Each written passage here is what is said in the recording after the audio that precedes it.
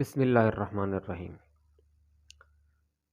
1497 میں جب Vasco da Gama نے ہندوستان کو تلاش کر لیا، ہندوستان کا راستہ اس نے افریقہ سے معلوم کر لیا، تو 1600 تک صرف پرتگالی جو ہیں وہ ہندوستان میں تجارت کرتے رہے ہیں، اور اس کے بعد پھر برٹش ایسٹ انڈیا کمپنی آتی ہے اور ڈچ ایسٹ انڈیا کمپنی آتی ہے، وہ بھی یہاں پہ اپنی تجارت شروع کر دیتی ہے، اور 1665 کے عرصے میں فرینچ بھی یہاں پہ آ جاتے ہیں۔ اب ہندوستان میں پولیٹیکلی انوائرمنٹ بہت سٹرونگ تھا۔ یہاں پہ اکبر بادشاہ سے لے کر جہانگیر اور پھر شاہ جہاں اور اورنگزیب تک سیاسی نظام ہندوستان کا بہت سٹرونگ ہاتھوں میں رہا ہے۔ اس لیے یورپین صرف تجارت تک ہی فوکس رہے ہیں، اور ان کی آپس میں ہی زیادہ لڑائیاں ہوتی تھیں کہ ہم میں سے کون مناپلی کریٹ کرتا ہے سمندروں کے اوپر، کہ کس کے پاس زیادہ جو ہے نا وہ ٹریڈنگ پوسٹ آتی ہیں ہندوستان کی، جہاں سے وہ زیادہ مال لے کر یورپ جائے اور زیادہ منافع کمائے۔ اب ہوتا کیا ہے، 1707 کے بعد مغل سلطنت ڈکلائن کی طرف چلی جاتی ہے۔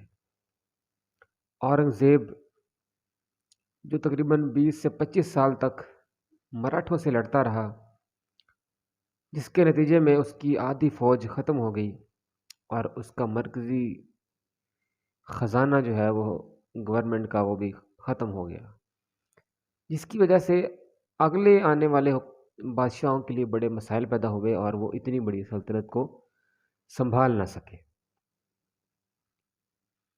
اب ہوتا یہ ہے کہ 1739 میں اس کمزور ہوتی سلطنت کو دیکھ کر نادر شاہ ہندوستان پر حملہ کر دیتے ہیں۔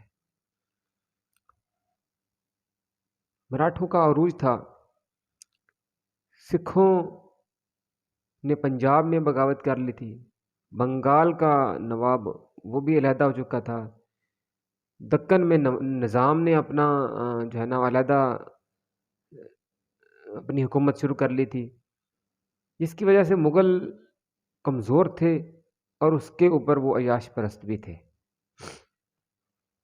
جس کی وجہ سے محمد شاہ رنگیلا جو مغل بادشاہ تھا اس کو عبرتناک شکست ہوئی نادر شاہ سے، جو ایران کا بھی اور آج کے افغانستان کا بادشاہ تھا۔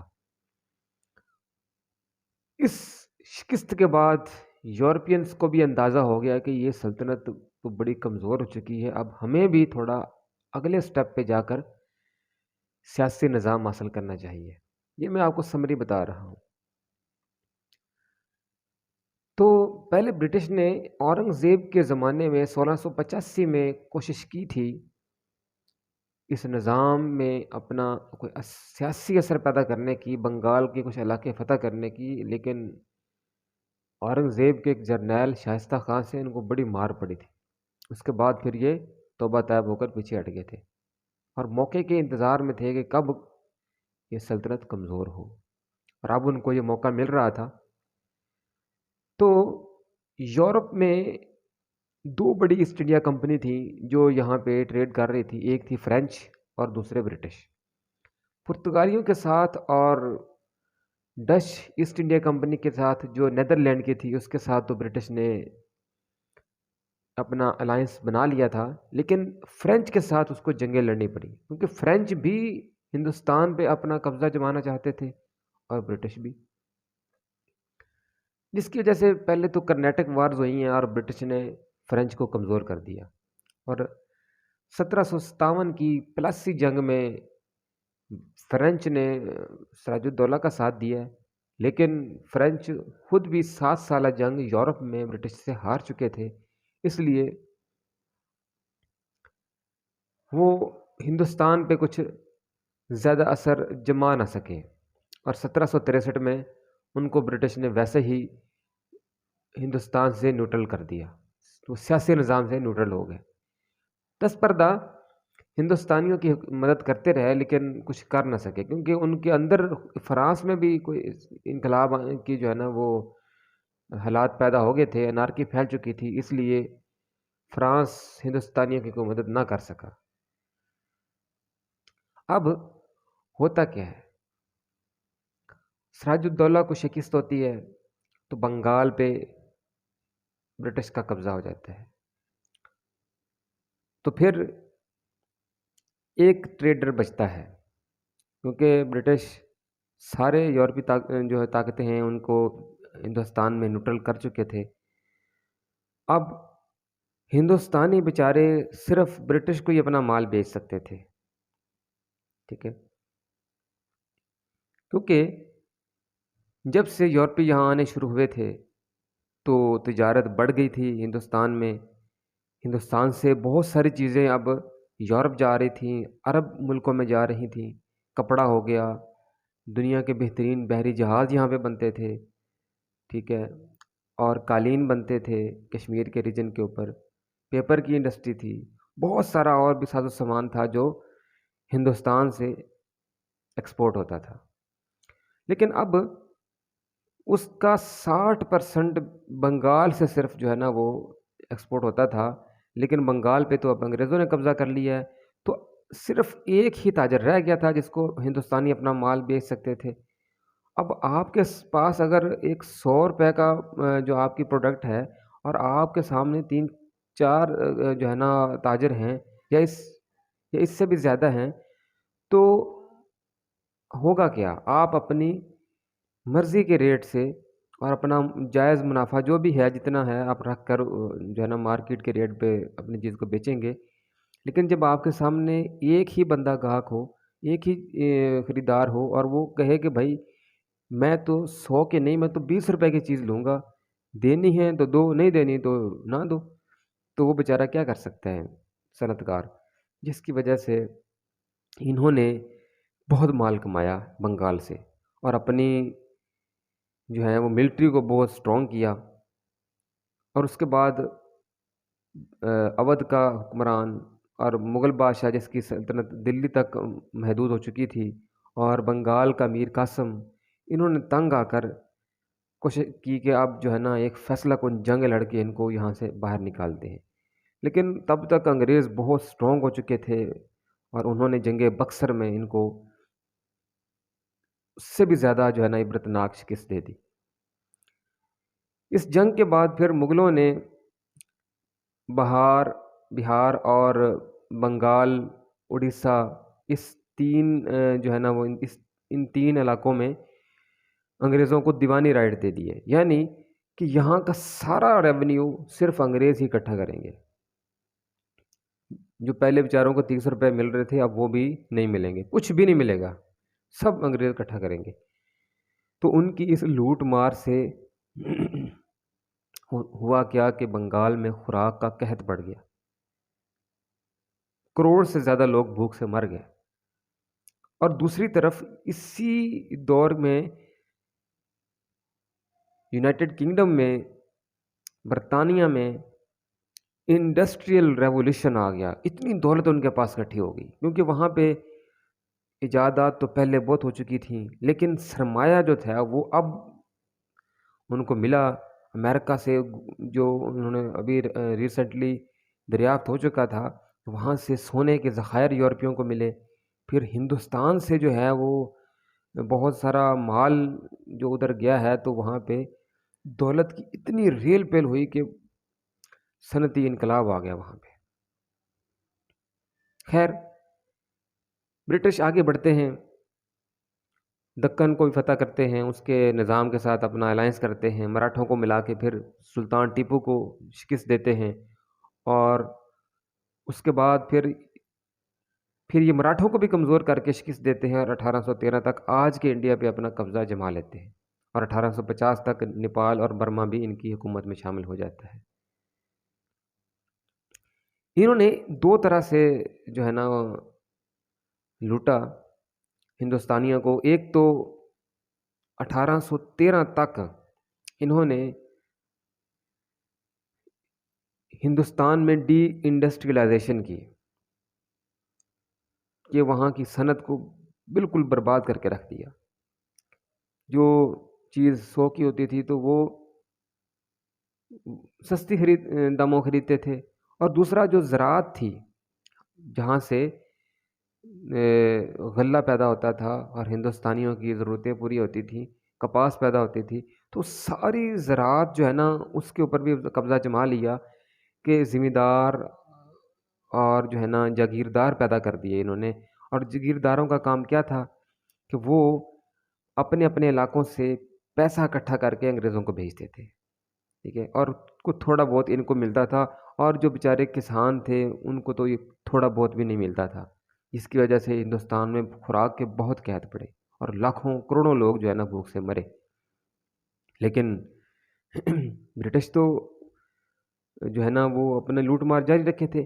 ہر بادشاہ ایسا کرتا ہے، لیکن برٹش انگریز ایک مختلف تھے. بادشاہ آتے تھے، پہلے زمانوں میں حملہ کرتے تھے، پیسہ لوٹ کے چلے جاتے تھے. اگر وہ رہتے تھے تو پھر اس ملک میں رہتے تھے، اس علاقے میں. اس طرح مغل رہتے تھے، وہ پھر ہندوستان میں رہے. لیکن یہ جو انگریز تھے یہ ادھر رہتے ہی نہیں تھے، تھوڑے بہت رہتے تھے اور پیسہ کما کر اپنے اپنے ملک میں بھیج رہے تھے. کما بھی نہیں رہتے، لوٹ مار کر کے اپنے اپنے ملک میں بھیجتے تھے، ٹھیک ہے نا. تو یہ تھا ان کی کالونی کا ایک مقصد، کہ اپنی مدر کنٹری کو سرو کرنا ہے ہم نے. اور اس کے بعد 1813 میں پھر برٹش حکومت نے کچھ منوپلی ایسٹ انڈیا کمپنی کی ختم کی، اور باقی برٹش کمپنیوں کو بھی اجازت دی کہ وہ بھی آ کے یہاں پہ تجارت کرے.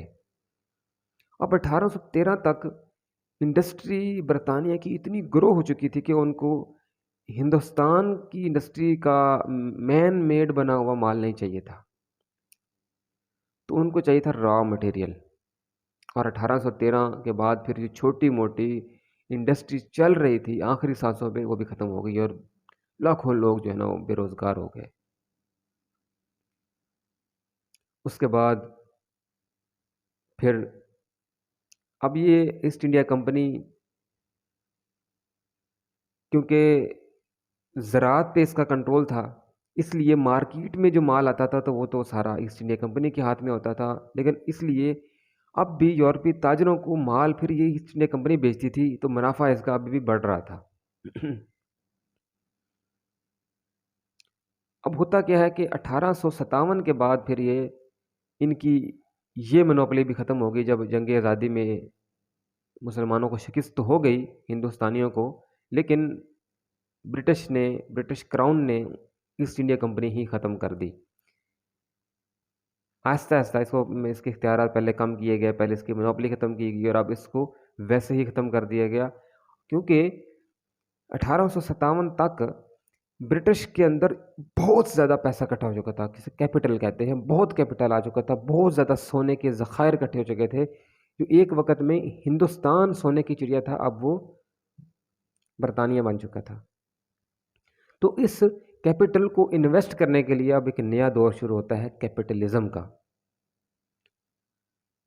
اب جو انویسٹر تھے وہ ہندوستان آنا شروع ہوئے، انہوں نے بڑی بڑی جاگیروں میں آ کے اپنی اپنی مرضی کی، جو انڈسٹری کی ضروریات کے مطابق یہاں پہ جو ہے نا وہ کیش کراپ اگائیں، جیسے انڈیگو ہو گیا، کپاس ہوگی، ٹھیک ہے.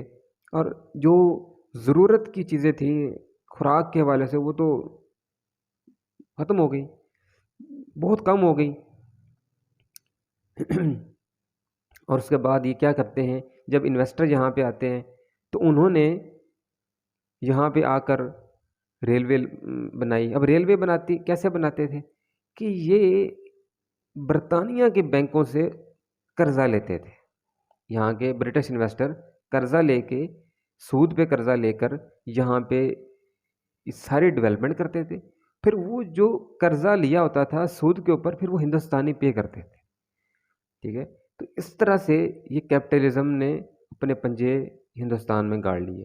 اور چھوٹی موٹی پھر انڈسٹری بھی یہاں پہ لگنی شروع ہوگی، کہ مکمل چیز تو یہاں نہیں بنتی تھی، لیکن وہ جس طرح لوہا یہاں سے برطانیہ جانا ہے تو اس کو راؤنڈ بار میں پروسیس کرنے کے لیے، یا کوئی چیز جانی تو اس کو پیک کرنے کے لیے، تو اس طرح کی چھوٹی موٹی انڈسٹری تو لگ گئی، لیکن مین پروڈکٹ بنانے کے لیے یہاں سے انڈسٹری تو ختم ہو چکی تھی۔ تو اس طرح انہوں نے ڈی انڈسٹریلائز کیا ہندوستان کو، اور اس طرح انہوں نے ہمارے زراعت کو لوٹا، جاگیردار طبقہ پیدا کیا۔ جب یہ پنجاب کی طرف بڑھتے ہیں، اب ہم پنجاب کی بات کرتے ہیں، تو پنجاب میں پہلے تو مغلوں کی حکومت تھی، اور اس کے بعد پھر 1739 کے بعد پھر یہاں پہ نادر شاہ اور پھر احمد شاہ ابدالی کی حکومت ہوگی، اور 1765 میں پھر سکھ مسلموں کی حکومت ہوگی، اور 1800 سے 1850 تک رنجیت سنگھ جو ہے نا پنجاب کا حکمران رہا، یہاں کا بادشاہ تھا۔ تو جب انگریز یہاں پہ آئے تھے تو مسلمان حکومت میں نہیں تھے، مسلمان تو اس وقت محکومی کی زندگی بسر کر رہے تھے، اس لیے جب انگریز یہاں پہ آتے ہیں تو ان کو ویلکم کہا ہمارے مسلمانوں نے، بہت سے مسلمانوں نے، جو پٹھو تھے پھر انگریزوں کے، انہوں نے سکھوں کے خلاف بھی بغاوت کی اور انگریزوں کا ساتھ دیا۔ پھر جب انگریزوں نے افغانیوں کے خلاف جنگ کی تو انہی مسلمان پٹھوں جو تھے انہوں نے انگریزوں کا ساتھ دیا، جس کے بدلے میں پھر پنجاب میں ان کو بڑی بڑی جاگیریں دی گئیں انگریزوں کی طرف سے۔ پھر 1857 کی جب جنگ آزادی ہوتی ہے ہندوستان میں، تو پنجاب سے ہی جو ہے نا وہ ان پٹھوں نے نوجوان بھرتی کروا کے ادھر بھیجے، اور یہی نوجوان ادھر لڑے ہندوستان کی جنگ آزادی میں، اور ان کا ہندوستانیوں کو شکست دے کر انگریز کا غلبہ قائم کیا۔ تو یہ تھے وفادار جاگیردار جن کو پیدا کیا تھا انگریز نے، کہ غریب علاقوں سے مسلمانوں سے یا ہندوؤں سے جتنے بھی وہ کسان تھے ان سے پیسہ اکٹھا کر کے انگریزوں کو دیا جائے، اور تھوڑا بہت یہ بھی کماتے تھے، جس کی وجہ سے یہ ایک وفادار طبقہ تھا انگریزوں کا۔ اور اس کے بعد پھر ایڈمنسٹریشن سول سروس وہ بھی انگریزوں کی یہاں پہ لگائی ہوئی تھی۔ پاکستان کا اگر ایریا دیکھیں تو یہ ایک فرنٹ لائن تھا، ڈیفنس لائن تھا ہندوستان کی۔ تو اس لیے برطانیہ نے یہاں پہ اس طرح سے جو ظلم تھے وہ جو ادھر ہوئے ہیں دوسرے ہندوستان میں، بنگال والے ایریاز اور بہار اڑیسہ میں، ایسے ظلم یہاں پہ نہیں ہوئے مسلمانوں کے ساتھ۔ کیوں؟ کیونکہ یہاں کی جاگیردار کس کے ساتھ ہیں؟ زیادہ اکثریت مسلمانوں کی تھی، تو زیادہ جاگیردار بھی مسلمان تھے، تو مسلمان جاگیردار بھی انگریزوں کے پٹھوں ہیں۔ یہاں کی سول سروس تو ہے ہی انگریزوں کی بنائی ہوئی، وہ بھی وفادار ہے۔ تیسرا، یہاں پہ فوجی بھرتی کیے گئے، وہ زیادہ فوجی انگریزوں کے فوج میں پنجاب سے تھے، ٹھیک ہے؟ تو پنجاب میں جو ان کی فوج کا بڑا حصہ وہ بھی پنجاب سے ہے، اس لیے وہ اس ایریا کو بڑا سیکیور رکھنا چاہتے تھے، جو آج کے پاکستان کا جو ریجن ہے، جو خاص کر پنجاب کا ریجن۔ کیوں؟ کیونکہ ایک طرف تو ان کو ہندوستانیوں میں کوئی بغاوت ہوتی تو اس کو استعمال کیا جاتا تھا، دوسرا افغانستان اور یا رشیا سے کوئی حملہ نہ ہو جائے، تو اس لیے اس علاقے کو انہوں نے ایک ڈیفنس بنا کے رکھا ہوا تھا، بڑا مضبوط قسم کا۔ 1900 کے بعد ہندوستان میں ایک سیاسی ہوا پیدا ہوتی ہے، اور ہندو بھی اپنی اپنی ڈیمانڈ کرنا شروع کرتے ہیں کہ اپنے اپنے حقوق کے لیے۔ تو کہیں سیاسی لہر پنجاب میں پیدا نہ ہو جائے، اس سے پہلے ہی انگریزوں نے یہاں پہ ایک جاگیرداروں کی پارٹی بنا دی، یونینسٹ پارٹی۔ اب مسلم لیگ کیا تھی؟ مسلم لیگ ایک علی گڑھ کے نوجوانوں کا ایک کلب تھا، عوام کی جماعت نہیں تھی وہ، لیکن ملک کی سطح پر مسلمانوں کے حقوق کی بات کرتی تھی، اور قائد اعظم بھی ایک وقت میں پھر اس میں شامل ہو گئے۔ مدعا کیا تھا؟ مدعا یہ تھا کہ مسلمانوں کو ہندوستان میں ان کی تعداد کے مطابق جائز حقوق دیے جائیں۔ اسی کے لیے بڑی کانفرنسیں ہوئیں، جو ہم کہتے ہیں کہ راؤنڈ کانفرنس ہوتی ہے، اور پھر گول میز کانفرنس ہوتی ہے، اور اس طرح کے بہت سارے مذاکرات جو ہوئے ہیں، لکھنؤ پیکٹ ہوتا ہے، ٹھیک ہے، اور جو ہے نا وہ گاندھی کے ساتھ مذاکرات ہو رہے ہیں، وہ سارے کیا تھے؟ قائد اعظم کے 14 نکات ہیں، وہ کیا ہیں؟ وہ یہی ہیں کہ مسلمانوں کو ہندوستان میں جائز حق دیا جائے۔ لیکن پنجاب میں یا باقی ریجنز میں مسلم لیگ کا اتنا اثر رسوخ نہیں تھا، تھوڑا بہت تھا، بہت تھوڑا تھا۔ آپ اس کا اندازہ یہ لگائیں کہ 1936 اور 37 کے انتخابات میں مسلم لیگ بہت کم سیٹیں جیت پائی، جبکہ یونینسٹ پارٹی تو میجورٹی سیٹ جیت کر یہاں پہ حکومت بنا چکی تھی اور پہلے بھی حکومت میں تھی۔ اب ہوتا کیا ہے؟ 1940 میں قرارداد لاہور ہوتی ہے، جس میں ایک علیحدہ وطن کا مطالبہ غیر مبہم الفاظ میں کیا گیا تھا، لیکن جب بعد میں یہ مطالبہ عوام میں ایک مقبول ہو گیا اور اس کو پاکستان کی شکل دے دی گئی، تو پھر عوام جو ہے وہ ایک جوک در جوک مسلم لیگ کی دیوانی ہونے لگی۔ مسلم لیگ جس کو پہلے کو پوچھتا نہیں تھا، جس کی ویلیو نہیں تھی، اور اچانک ہندوستان کی سیاسی زندگی میں لائم لائٹ میں آ گئی۔ اب مسلم لیگ کو یہ طاقت کس نے بخشی تھی؟ عوام نے۔ عوام کے بغیر مسلم لیگ کچھ بھی نہیں تھی۔ اب جب پاکستان بن گیا، جو بھی اس کی وہ ہسٹری ہے، لیکن جب پاکستان بن گیا تو یہاں کی اسٹیبلشمنٹ کیا تھی؟ پاکستان مسلم لیگ اور قائد اعظم۔ تو ان کو چاہیے تھا کہ یہ عوام کے ان مطالبوں کو پورا کرتے، کیونکہ وہ بیچارے مسلمان کیوں علیحدہ ملک کے لیے ترس رہے تھے کہ ہندو تنگ نظر بنیا سے ان کی نجات ہو، جاگیرداروں سے ان کو نجات ملے، اور وہ کچھ زندگی وہ بھی انسانوں کی طرح زندگی گزار سکے۔ ٹھیک ہے، صوبوں کو یہاں پہ آزادی ہو، جمہوریت جس کا پرچار کیا جاتا تھا تو وہ جہاں پہ صحیح طرح سے نافذ کی جائے تاکہ لوگوں کو صحیح حکومت ملے۔ لیکن مسلم لیگ پاکستان بننے کے بعد عوامی جماعت نہیں بنی۔ عوام کی طاقت جو اس کی تھی وہ اس کی آہستہ آہستہ ختم ہو گئی، اور ایک یہ وہ سمجھے کہ ڈرائنگ روم کی جماعت بن گئی، جوڑ توڑ کی جماعت بن گئی۔ ٹھیک ہے، قائد اعظم کے بعد پھر لیاقت علی خان۔ جب پاکستان بنا تو فوراً آئین کیوں نہیں بنایا؟ انتخابات کیوں نہیں کروائے تاکہ عوامی حکومت قائم ہو؟ کیا وجہ تھی؟ کہ لیاقت علی خان کا علاقہ یہ تھا ہی نہیں پاکستان، ان کا آبائی علاقہ تو ہندوستان میں رہ گیا تھا۔ ٹھیک ہے، اور وہ چاہتے تھے کہ کسی طرح سے یہاں پہ مسلم لیگ سٹرونگ کی جائے۔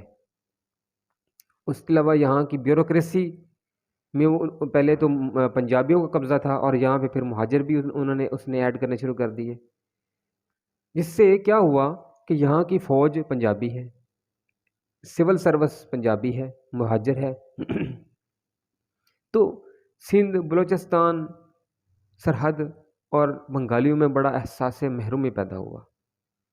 پھر آئین بناتے بناتے بھی تقریباً 9-10 سال لگ گئے، اور بنگالی ان کا جو حق بنتا تھا وہ میجورٹی میں تھے، تو ان کے کہیں وہ انتخابات کے ذریعے مسلم لیگ کا خاتمہ نہ ہو جائے، یا جو ہے نا وہ بنگال سے جو ہے نا وہ بنگالی کہیں ملک پہ حاوی نہ ہو جائے، تو پنجابیوں نے آئین بننے ہی نہیں دیا۔ پہلے تو لیاقت علی خان بھی قتل ہو گیا، وہ بھی قتل ہو گیا، کر دیا گیا۔ ٹھیک ہے، اور لیاقت علی خان بھی اگر چاہتا تو اس کے دور میں بھی آئین بن کے کوئی انتخابات ہو سکتے تھے، لیکن نہیں ہوئے۔ مسلم لیگ نے جو ہے نا وہ جمہوری طریقہ اپنایا ہی نہیں۔ ٹھیک ہے، اس کے بعد کیا ہوا کہ سول بیوروکریسی پاکستان پر غالب آ گئی، مسلم لیگ کی اسٹیبلشمنٹ ختم ہو گئی، اس کی عوامی طاقت، اس کی طاقت تھی وہ جس کو انہوں نے ختم کیا، اور اس کے بعد ان کا حال یہ ہوا کہ پھر آج تک جمہوریت ہمارے اندر آئی نہیں، سیاسی حکومت آئی نہیں صحیح طرح سے۔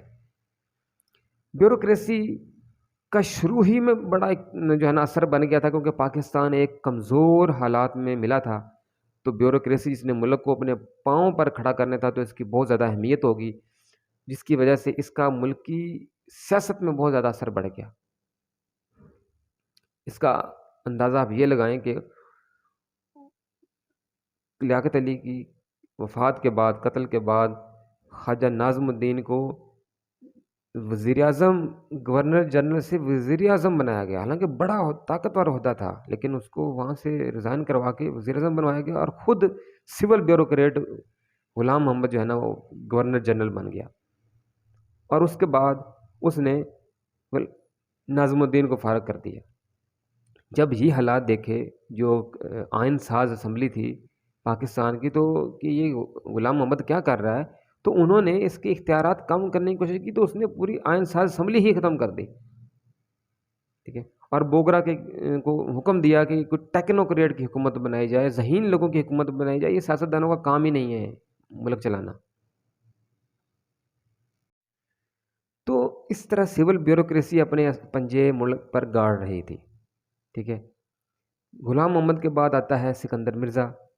سکندر مرزا بھی اسی روش پہ چل رہا تھا، سیاستدانوں کو اس نے جو ہے نا وہ اپنے انگلیوں پہ نچایا ہوا تھا، کہ پہلے اس نے محمد علی بوگرا کو جو ہے نا وہ ریزائن کروایا ہے، اور چودھری محمد علی کو اس نے وزیر اعظم بنوایا، اور پھر اس کو ہی فارغ کر دیا۔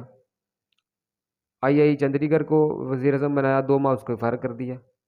پھر اپنی ہی پارٹی ریپبلکن پارٹی کے فیروز خان نون کو وزیر اعظم بنایا، اور پھر اس کو بھی فارغ کر دیا، اور ملک میں مارشل لا لگوا دیا۔